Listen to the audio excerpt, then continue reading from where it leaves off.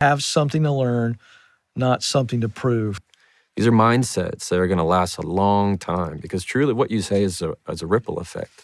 What you say for the vast majority of your life, Ken, is who you are. And people only know what to think of you, Yep.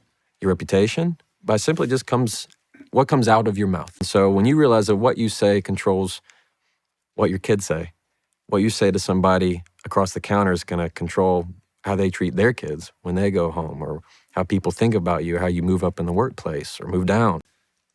The application to marriage, to parenting, to leading, Yeah.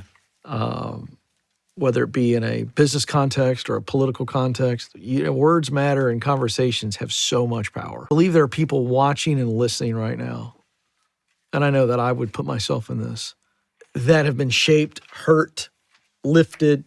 But, we are largely not just what we have said, but what has been said to us. Yeah. Yes, those words and conversations have lasting effects in the negative, but they also can bring redemption Yes. and restoration. What this book teaches you to do is to let go of the rope and find ways to start getting curious in conversation. It doesn't matter what things have said in the past.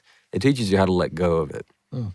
Because we all have things that were said to us typically as kids, whether at school, by our own relatives, that you can remember right now that have hurt you and seared into your brain.